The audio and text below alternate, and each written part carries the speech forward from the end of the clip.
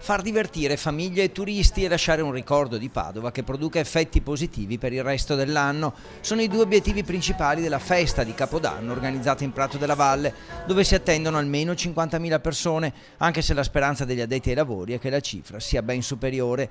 Una macchina complessa e delicata, quella dell'organizzazione, che deve tener conto dello spettacolo, ma anche della sicurezza delle persone e della necessità di dar loro da mangiare, da bere e magari lo spazio per festeggiare il nuovo anno, un evento che inizia alle 22 con tanta musica. A mezzanotte il momento importante del lancio nel cielo dei fuochi d'artificio con lo spettacolo piromusicale, e quindi appena termineranno i fuochi, ecco il momento più atteso, il concerto del cantante Fabri Fibra. Quindi insomma quest'anno veramente facciamo le cose in grande. Obiettivo dell'evento è anche quello di fare promozione indispensabile per una città d'arte e turistica e dare ai padovani la possibilità di festeggiare senza spendere soldi e in compagnia. Resterà appunto questa promozione della città di Padova, che vive di grandi attrazioni turistiche come è normale in una città d'arte, ma anche di grandi eventi di qualità e soprattutto momenti di celebrazione collettiva che danno il senso di una città viva, dinamica, attrattiva. Nei giorni scorsi la scelta dell'artista, il rapper italiano Fabri Fibra,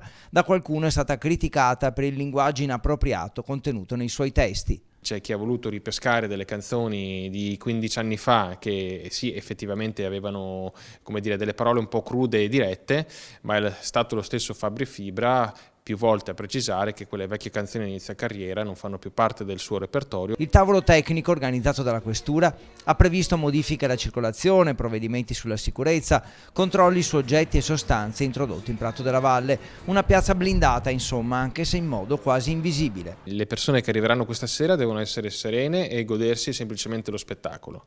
Per quanto riguarda gli aspetti della sicurezza, sappiano che sono previsti tutti gli accorgimenti, ma facciamo in modo che siano meno invasivi possibili.